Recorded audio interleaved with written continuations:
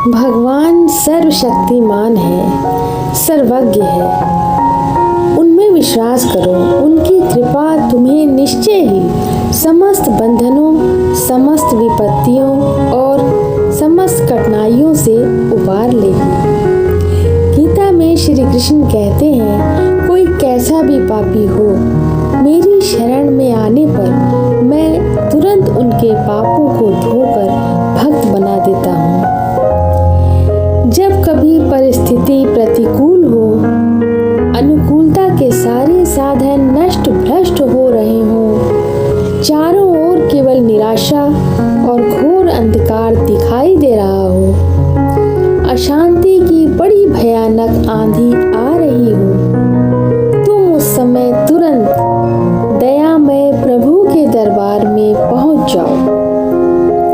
क्षण भर के लिए भी वहां से न हटो, न उतरो, केवल भगवान पर ही दृष्टि लगाए उनका अनन्य चिंतन करते रहो। ऐसा दृढ़ विश्वास करो कि भगवान असंभव को संभव कर सकते हैं।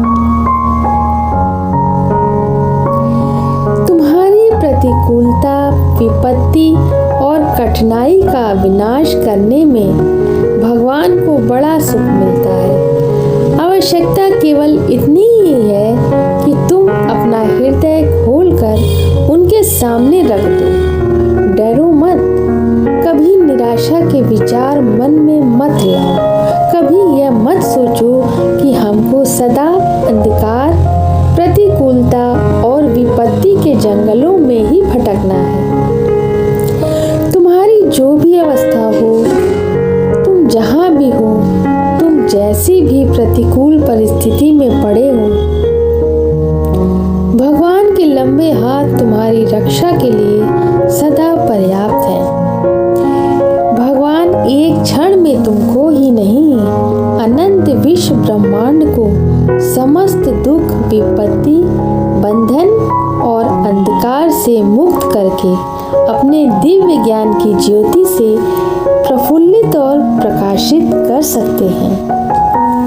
भगवान की अतुल बलवती कृपा शक्ति के सामने तुम्हारे पाप तापों में, तुम्हारी विपदा में कितनी शक्ति है जो उनके सामने ठहर सके। इस पर विश्वास करो। याद रखो, तुम्हारी विश्वासहीनता ही तुम्हारे लिए परम विपत्ति है। भगवान पर, उनकी कृपा पर, उनकी सहृदयता पर और उनकी आत्मीयता पर विश्वास करो। उनकी ओर बढ़ो, उन पर निर्भर हो जाओ। उनकी महान कृपा शक्ति से तुम सहज ही समस्त संकट, बंधन और अज्ञान के अंधकार से मुक्त हो जाओगे। श्री कृष्ण कहते हैं, जगत में 3 प्रकार के रस हैं, प्रमाद रस, विषय रस और भगवत रस।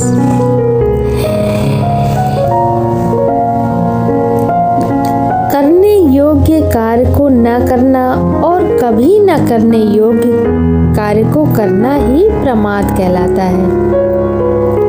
इस प्रमाद से जिस आनंद की प्राप्ति होती है, उसका नाम प्रमाद रस है।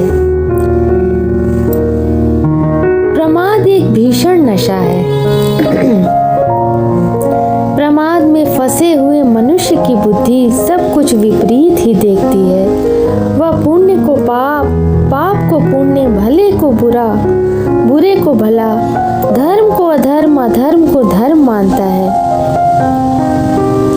इसलिए वह सहज ही बड़े भाव और चाव से नए नए पाप करता है और ऐसा करके मन ही मन गौरव और मान का अनुभव भी करता है। इसलिए प्रमाद को मोहमयी मदिरा कहा गया है।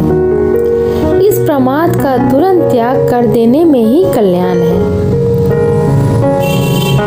स्त्री, स्वामी, पुत्र, धन, शरीर, मकान, यश, मान, बड़ाई आदि संसार ऐसे विषयों में जो पाप युक्त नहीं है और शास्त्र विहित है, उसमें अत्यंत आसक्त हो जाना और आनंद का अनुभव करना विषय रस है।